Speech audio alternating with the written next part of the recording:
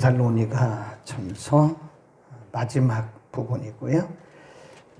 오늘 본문에서는 특별히 마지막 시대를 살아가는 성도의 삶의 자세, 예수님이 오실 때까지 우리의 생명이 다하는 그날까지 우리가 어떤 자세로 우리의 믿음을 지켜야 되는가. 오늘 본문의 내용을 보면 크게 범위를 정한다면 하나는 우리 각 사람의 믿음을 어떻게 지킬 것인가. 이게 중요하죠. 우리 믿음은 우리가 지키는 거잖아요. 누가 대신해 줄 수 없잖아요. 그러니까 내 믿음을 어떻게 지켜야 되는가 하는 것이고요. 또 한 가지는 우리 공동체를 어떻게 지킬 것이냐. 이 공동체, 건강하고 경건한 공동체를 위해서 어떻게 해야 되느냐.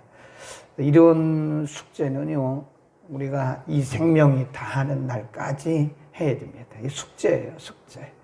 그리고 예수님 오신 그날까지 이 땅에 있는 모든 교회와 성도들이 해야 하는 숙제입니다. 사명이고 의무다. 첫째는 뭐라고 그랬죠? 우리의 신앙을 어떻게 지킬 것이냐. 우리의 믿음은 누가 지켜주지 않죠? 대신해 줄 수가 없죠. 내가 지키는 겁니다. 그리고 우리 공동체, 교회 공동체, 우리가 속한 각자의 교회 공동체를 어떻게 건강하게 보존할 것이냐. 이 굉장히 중요한 문제죠. 먼저 12절에서 15절까지 보면요. 교회 공동체를 위한 우리의 숙제들입니다. 12절, 형제들아, 우리가 너희에게 구하노니 너희 가운데에서 수고하고 주 안에서 너희를 다스리며 권하는 자, 이게 지도자를 얘기합니다. 교회의 지도자. 너희 가운데에서 너희를 다스리고 권하는 자, 이 지도자에 대해서 우리가 어떻게 할 것이냐. 12절 끝과 그리고 13절에서 말씀합니다. 교회 지도자들에 대해서, 목회자를 포함한 교회 지도자들에 대해서 어떤 자세를 가져야 되느냐. 12절 끝에 보면 알고, 이 말은 인정하고 그 말씀이죠. 인정하라. 하나님은 질서의 하나님이라고 그랬잖아요. 그래서 하나님은 항상 일을 하실 때 사람을 통해서 하세요. 그래서 항상 이 사람을 통해서 일하시기 때문에 어느 공동체든지 이 질서가 있어야 된다. 알고, 그 말은 인정하라 그 말입니다. 데살로니가 교회 성도들 가운데는요, 사도 바울이 없는 가운데 이 교회를 혼란케 하는 사람들이 있었다 그래요. 그러니까 그런 분들에 대해서 하는 얘기죠. 이 거룩한 공동체를 이루기 위해서는 이 교회에 있는 직분들이 결코 계급은 아닙니다. 이 교회 안에 높고 낮은 사람은 없어요. 다 같은 수평선상에 있으나 하나님이 교회를 위해서 맡겨주신 역할들이 있거든요. 그 역할들이 이게 질서 있게 움직여야 된다. 그래서 하나님께서 세우신 지도자들을 인정하라. 그런 얘기죠. 인정하라. 그 다음에 13절에 보면 저의 역사로 말미암아 사랑 안에서 가장 귀히 여기며 너희끼리 화목하라. 이게 지도자와의 관계를 의미하는 거죠. 교회의 지도자와의 관계에서 사랑 안에서 가장 귀히 여기고 서로 화목하라. 그러니까 인정하라 그 말이죠. 서로를 인정하고 화목하고 그리고 귀하게 여려라. 교회 공동체가 거룩한 공동체가 되기 위해서는요, 질서가 있어야 되고, 그 다음에 이 권위에 대해서, 하나님이 세우신 이 권위에 대해서 소중히 여기는 그런 마음이 있어야 된다. 하나님께서 기름 부으신 종들에 대한 권위에 대한 소중히 여기는 마음이 있어야 되고, 그 다음에 14절, 15절에 보면 그러면 우리 지체들끼리 어떻게 해야 되느냐. 지체들끼리 14절입니다. 시작. 형제들아 너희를 권면하노니 규모 없는 자들을 권계하라. 거기 줄 봅시다. 규모 없는 자, 규모 없다. 그 말은요, 신앙생활이 이렇게 안정이 안 됐다는 거죠. 안정이 안 됐다는 말은 이게 중심이 잘 잡히지 않았다. 그런 얘기죠. 우리가 믿음도 보면요, 믿음이 다 같은 게 아니잖아요. 어떤 사람들은 이 중심이 잘 잡혀 있어요. 그래서 흔들리지 않습니다. 혼자 놔도 뭐 완벽한 것은 아니지만 혼자 놔도 어쨌든 믿음의 중심을 잘 지켜나가요. 근데 어떤 사람들은 규모가 없어요. 규모가 없단 말은 신앙의 중심이 잘 잡혀있지 않다는 거죠. 그러니까 옳고 그름을 잘 분간을 못하고 분별을 잘 못하는 거죠. 그런 사람들에 대해서 우리가 비난하고 또 부정적인 말을 하고 비판하고 그러지 말고 권계하라. 그 말은 잘 붙들어서 중심을 세울 수 있도록 도와줘라. 그런 얘기입니다. 아멘. 우리는 누구도 어떤 사람에 대해서 그 사람의 신앙에 대해서 비난할 만한 그 완전한 사람이 없어요. 다 비슷한 사람들이에요. 그러나 그 중에서도 조금 나은 사람들은 조금 못한 사람들을 비난하고 또 비방하고 정죄해서는 안 된다는 거예요. 사람은 사람들 속에 이렇게 세워져요. 믿음도 역시 마찬가지입니다. 혼자 있다고 해서 믿음이 자라는 것도 아니에요. 그러면 뭐 혼자 저 기도원에 가서 수양관에 가서 매일 말씀 보고 기도만 하죠? 절대 신앙 성수 안 합니다. 그것은 타종교에서 말하는 거예요. 타종교에서는 혼자 저 산속에 들어가서 혼자 자기 자신 뭐 이렇게 단련하고 수양하면 될지 모르지만 우리 기독교 신앙은 사람들 속에서 커가는 거예요. 사람들 속에서 함께 붙들어 때로는 부딪힘도 있죠. 때로는 상처도 있죠. 그러가면서 우리가 서로 이렇게 자라가는 거거든요. 부딪힘이 있지만 그때는 아프지만 서로 이렇게 자라가는 거기 때문에 매우 중요하게 권계하라. 그런 말씀을 해요. 규모 없는 자들을 권계하고 마음이 약한 자들을 뭐라 그래요? 안위하라. 안위하라 그 말은 용기를 줘라. 힘을 줘라. 그런 얘기입니다. 믿음 없다고 막 이렇게 정죄하지 말라는 거예요. 오히려 용기를 주고 힘을 주고 붙들어 주고 그래서 건강한 공동체를 이루는 것이다. 그 다음에 그 뒤에 가보면요. 힘이 없는 자들을 붙들어 주며 모든 사람을 대하여 거기 줄 봅시다. 모든 사람을 대하여 오래 참으라. 관용하라. 그런 말씀이죠. 오래 참으라. 이 기다려주라. 그런 얘기예요. 모든 사람들에 대해서 실수가 있고 좀 부족한 면이 있어도 참고 기다리고 붙들어주고 기도해주면 이 사람도 성장을 합니다. 이제 성장을 해요.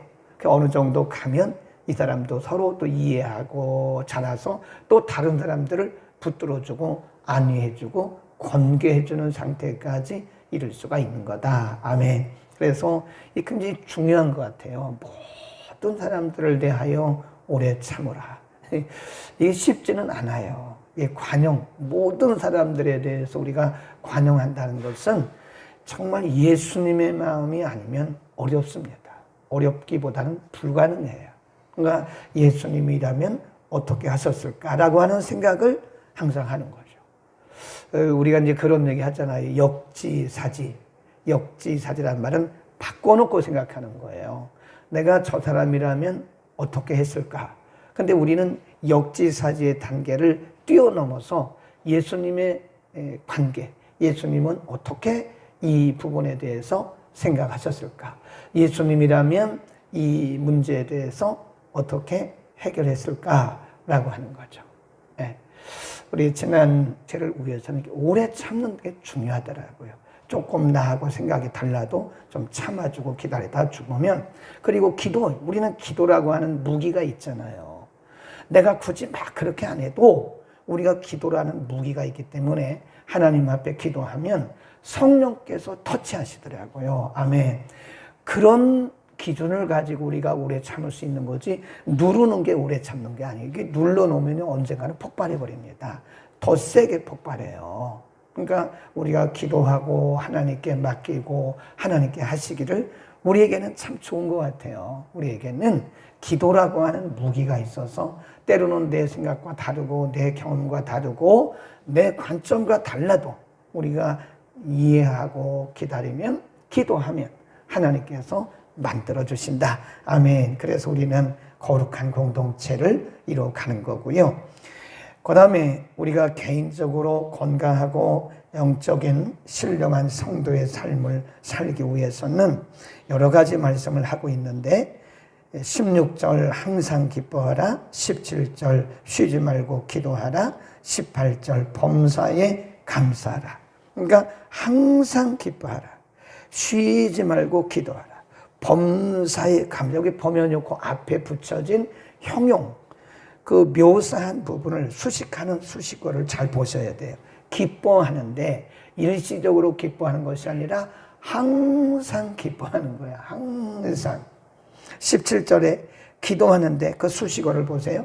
쉬지 말고, 연속성을 얘기하는, 다 똑같습니다. 기뻐하는 것도 연속성이고 기도하는 것도 연속성이고, 그 다음에 감사하는 것도 범사라니까 이것도 역시 이건 환경적인 연속성인 겁니다. 네. 이게 우리가 흔히 말하는 세계의 기둥이라고 그래요. 기둥.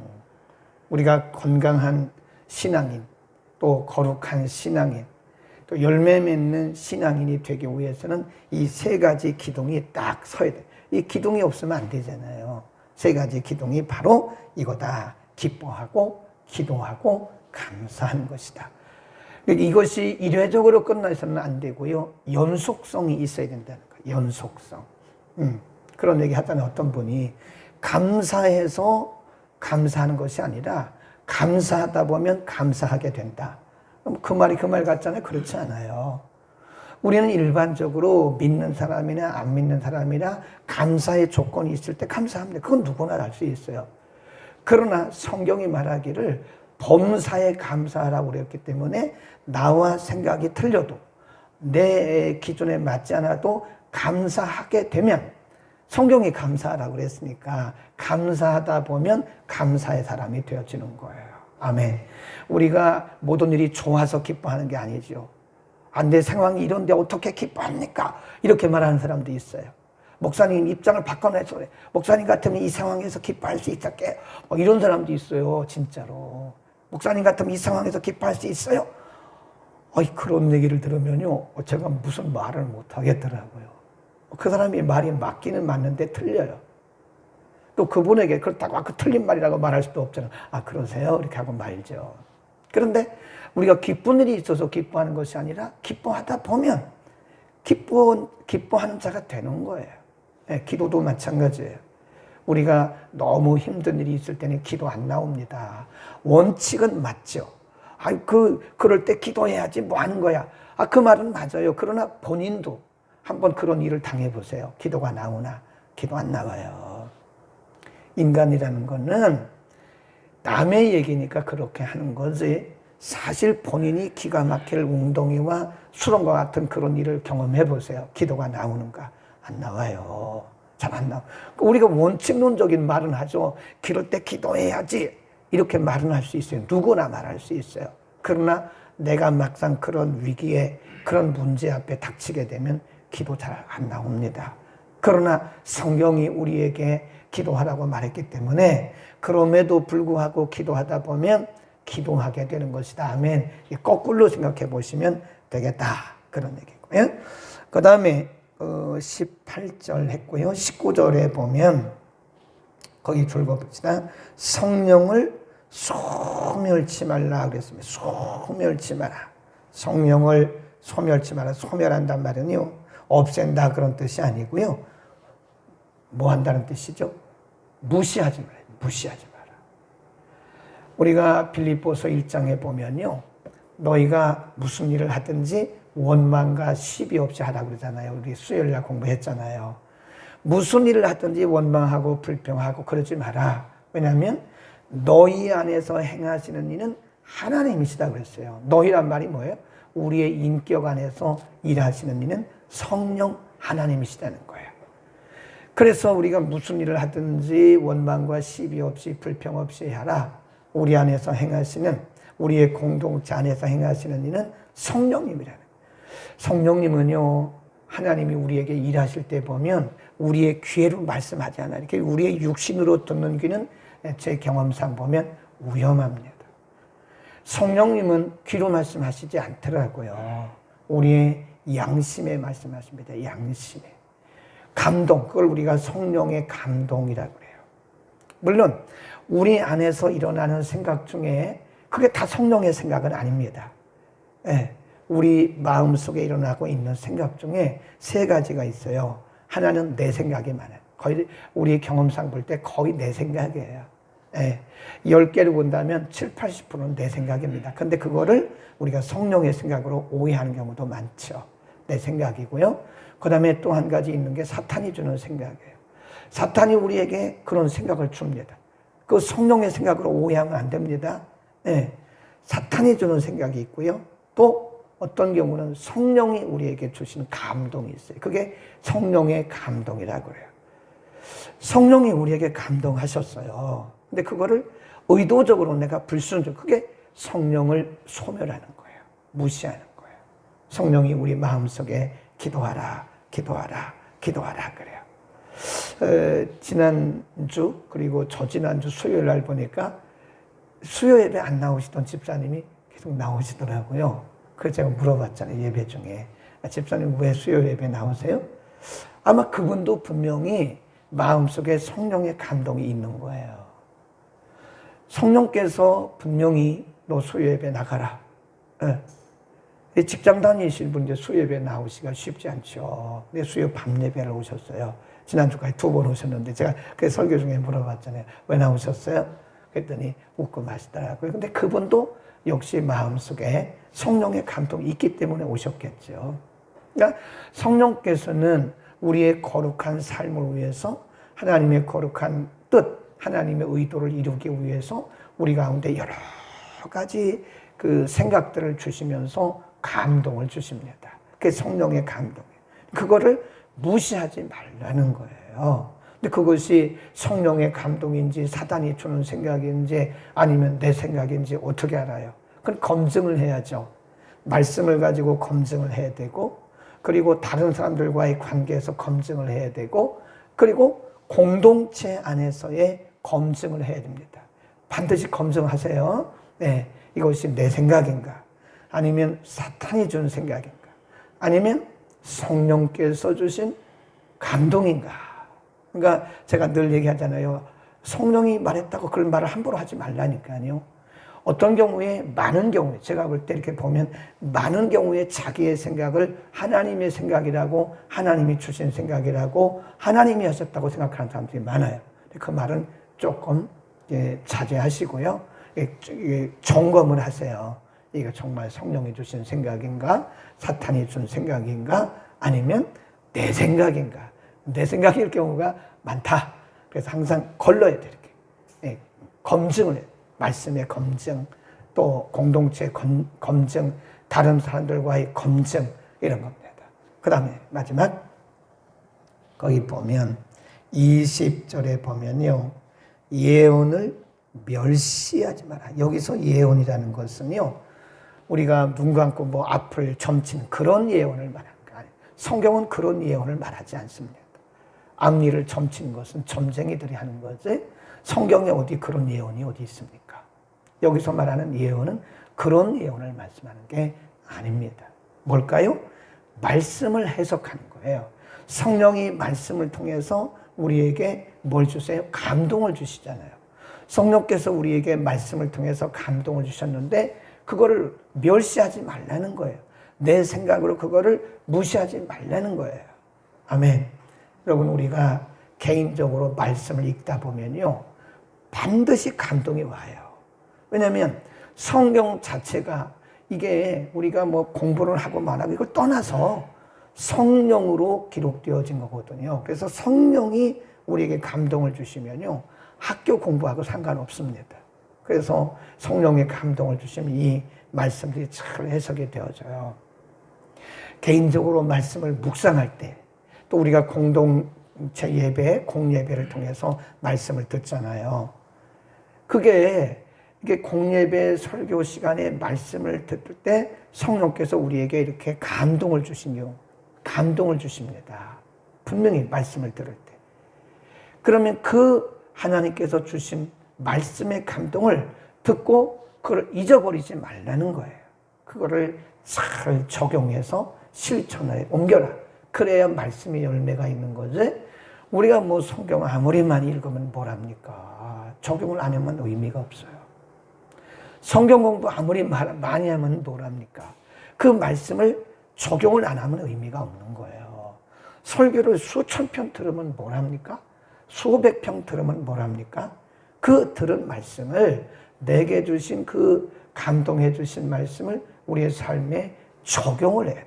하나님의 말씀은 적용하는 순간에 능력이 나타납니다. 아는 것 갖고는 능력이 안 나타납니다. 예. 아무리 해도요, 아무리 알아도 머리로 아는 것 갖고는 성경의 능력이, 말씀의 능력이 안 나타나요. 뭐 할 때 나타나요? 적용할 때.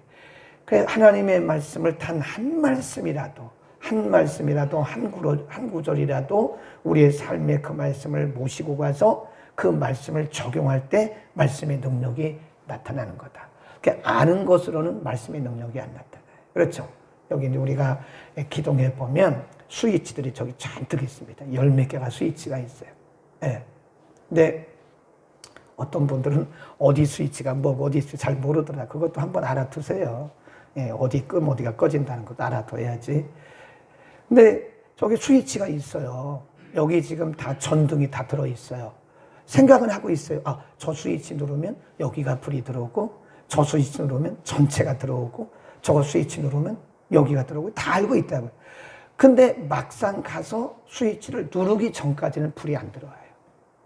스위치를 가서 알고는 있어도 누르기 전까지는 불이 안 들어오는 것처럼 하나님의 말씀을 우리가 알고 있는 한, 알고 있다고 해서 능력이 나타나는 것이 아니고 말씀을 우리의 삶에 실천할 때, 적용할 때 드디어 말씀의 능력이 나타나는 것이다. 꼭 기억하시기 바랍니다. 많은 말씀을 듣는 게 중요한 게 아니에요. 말씀을 많이 읽으면 좋죠. 그러나 그게 중요한 게 아니에요. 한 말씀이라도, 삶의 한 구절이라도, 그런 찬송도 있잖아요. 내 삶의 한 구절이라도 말씀이 나타날 때 능력이 나타나는 거다. 아멘. 기도하겠습니다.